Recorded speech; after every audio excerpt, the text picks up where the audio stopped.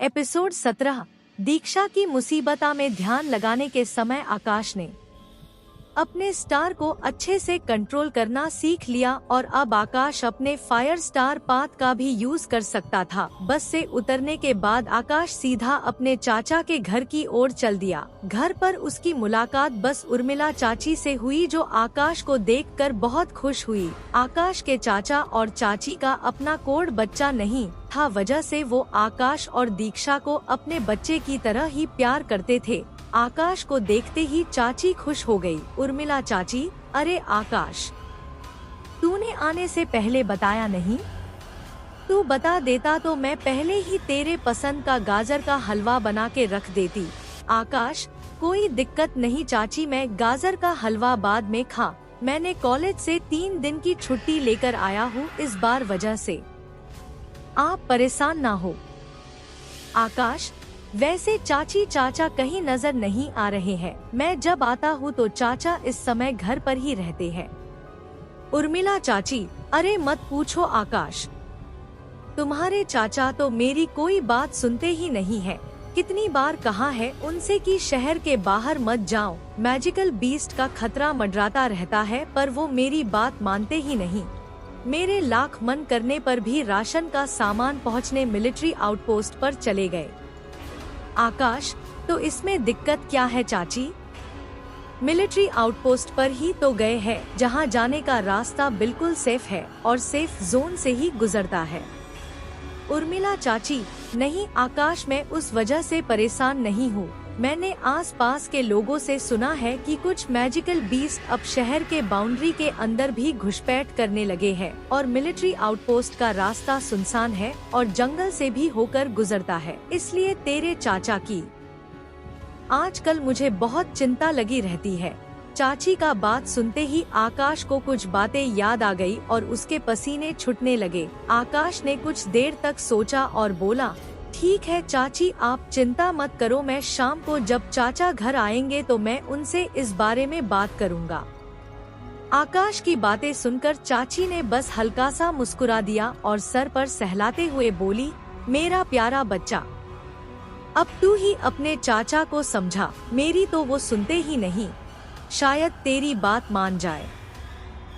आकाश और चाची यूं ही कुछ देर तक बात किए और इतने में दीक्षा अपने एक स्कूल टीचर जिनका नाम शालिनी था उनके साथ घर आ गई। चाची और आकाश ने टीचर का धन्यवाद किया। उर्मिला चाची, धन्यवाद मैम, आज आकाश के आ जाने से मेरे ध्यान से उतर गया कि आज आकाश के चाचा नहीं आ पाएंगे और इस वजह से दीक्षा को मुझे ही स्कूल से लेने जाना पड़ेगा। आकाश, थैंक यू मैम, मेरी बहन का ध्यान रखने के लिए। शालिनी मैम, अरे वो मैं इसी रास्ते से घर जा रही थी तो मैं दीक्षा को अकेले स्कूल के गेट के पास देखा, इस वजह से अपने साथ लेते आई। दीक्षा बहुत दिनों बाद आकाश से मिलकर बहुत खुश थी। आकाश ने भी दीक्षा से बहुत देर तक बात किया। बात करते करते दीक्षा के मैम से आकाश को ये बात पता चली कि स्कूल के कुछ लफंगे दीक्षा को परेशान करते हैं, जिसे सुन आकाश आग बबूला हो गया। आकाश, मैं भी तो देखूं, किसकी हिम्मत हो गई मेरी दीक्षा को परेशान करने की। दीक्षा, मैं कल स्कूल तुम्हारे साथ ही चलूंगा, मैं भी उन लफंगों से मिलना चाहता हूँ। मैं कल उनकी इतनी पिटाई करूंगा कि वो अपना नाम तक भूल जाएंगे। आकाश की बातें सुन दीक्षा थोड़ा घबरा गई। वो जानती थी कि वो लफंगे आकाश को मिलकर पीट देंगे, इसलिए वो आकाश को इन सब में नहीं फंसाना चाहती थी। आकाश, मैंने बोला ना, तू घबरा मत, मैं उन सब से झगड़ा नहीं करूंगा, मैं बस उन सब से बात करूंगा। दीक्षा, मुझे नहीं लगता कि आपके बातों से वो मान जाएंगे, आप परेशान मत होड़े भैया, टीचर ने उन सबको बहुत फटकार लगे हैं, इस वजह से अब वो मुझे परेशान नहीं करेंगे। आकाश, तुमको अपने भाई पर भरोसा नहीं, मैंने कहा ना कि मैं उनसे झगड़ा नहीं करूंगा, तुम बस उन सब की तरफ इशारा करके मुझे उनके बारे में बता देना, बाकी सब मैं देख लूंगा। दीक्षा, पर कुछ नहीं, मैं कल तुम्हारे साथ स्कूल में चलूंगा ही, तो मेरा उन सब से मुलाकात होना पक्का है। आकाश ने बीच में ही दीक्षा की बातों को काटते हुए कहा। आकाश ने मन ही मन सोचा, मैंने सोचा तो ये था कि मैं दीक्षा को अपने मैजिक दिखाकर खुश कर दूंगा, पर अब प्लान में थोड़ा सा चेंज लाना पड़ेगा। अब मैं दीक्षा को सीधा सरप्राइज दूंगा। इन लफंगों को पीटकर, इन लफंगों की हिम्मत कैसे हुई मेरी बहन को परेशान करने की। आकाश के जिद करने पे ना चाहते हुए भी दीक्षा को उसकी बात मानना पड़ा। आकाश और दीक्षा ने देर रात तक बात की और रात में आकाश के चाचा शेषनाथ भी घर आ गए। आकाश ने अपने चाचा से सावधान रहने की बात की और शहर से बाहर जाने वाले डिलीवरी असाइनमेंट्स को टालने की बात कही। आकाश, चाचा आपकी चाची की बात मनानी चाहिए। मैंने भी पढ़ाई के सिलसिले में कुछ हंटर्स से मिलता रहता हूँ। उन्होंने मुझे ये बताया है कि आजकल मैजिकल बीस्ट का अपने शहर के सेफ जोन की तरफ घुसपैठ कुछ ज्यादा ही बढ़ गया है। आकाश की बात चाचा मान गए और शहर के बाहर डिलीवरी ना ले जाने का चाची से वादा किया। अगली सुबह आकाश दीक्षा को लेकर स्कूल की तरफ चल दिया, पर स्कूल छोड़ते जाते वक्त आकाश की चील की जैसे नजर आसपास के सभी लोगों को बहुत ध्यान से देख रही थी। आकाश ने दीक्षा को उसके स्कूल छोड़ दिया, पर उसे वो लफंगे कहीं नहीं मिले। रास्ते भर दीक्षा को ये चिंता लगी हुई थी कि आकाश और उन बदमाशों की मुलाकात ना हो जाए, नहीं तो उसकी वजह से आकाश की कहीं पिटाड़ हो गई तो उसे बहुत बुरा लगेगा। स्कूल पहुंचने के बाद दीक्षा ने चैन की सांस ली। दीक्षा, देखा भड़िया, मैंने कहा था ना कि आप झूठ मूठ में परेशान हो रहे थे। टीचर ने उन बदमाशों को कल ही डांट लगाकर भगा दिया था। अब मुझे वो दोबारा परेशान नहीं करेंगे।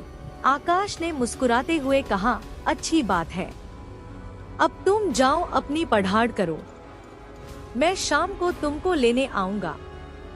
आकाश ने दीक्षा को उसके क्लास में ड्रॉप किया। दीक्षा को किसी लड़के के साथ देख क्लास में लोग तरह तरह की बातें करने लगे। दीक्षा दिखने में बहुत खूबसूरत थी, पर भगवान ने 10 खूबसूरती की बदले उसके पैर छीन लिए थे। दीक्षा बचपन से ही चल फिर नहीं पाती, उसके दोनों पैर काम नहीं करते थे। आकाश और राघव ने बहुत से वैद्य से दीक्षा का जांच करवाया, पर कोड़ भी जड़ी बूटी उस पर असर ही नहीं करती थी।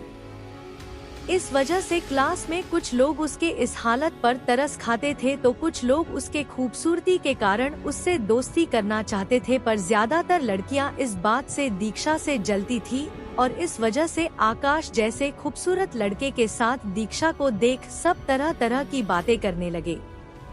दीक्षा को इन सब की बातों से कोई फर्क नहीं पड़ता था, इस वजह से वो इन सब को कोई सफाई भी नहीं देने वाली थी।